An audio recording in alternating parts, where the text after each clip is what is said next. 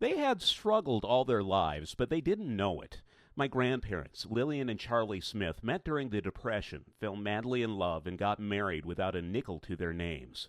Then the war came. Grandpa Charlie had a bad ticker. He couldn't go overseas, so he got busy with the Civilian Conservation Corps. He built roads, cleared out trails, and made structures that still stand in our national parks. And soon enough, they had 3 kids.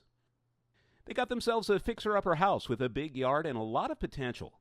Theirs became the place for family gatherings, barbecues, and where the neighborhood kids wanted to play. By now, Grandpa Charlie was well into his career as a sheet metal worker, and Grandma Lillian, a woman in her 40s by that time, decided to take a gamble, quit her job as an upholsterer, go back to school, and became a nurse.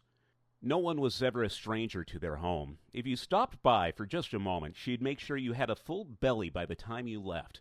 Maybe it wasn't the freshest loaf of bread or the choicest cut of meat, but she knew that times were tough for a lot of people. Even when the Dow was high and unemployment rates were low, she knew her home was a place where people could take a break from their worries, if even for a little while. When Grandpa Charlie had a stroke, they were both well into retirement and felt they had done just fine, thank you. But there were so many obstacles in this house they made a home, just too many floors and so much maintenance. Grandpa Charlie, well, he didn't mind calling their new place a trailer home, but Grandma Lillian hated that term. It was manufactured housing, and she would make the most of it. Friends and family would cram into that little double wide, and they were there for the good times and the bad.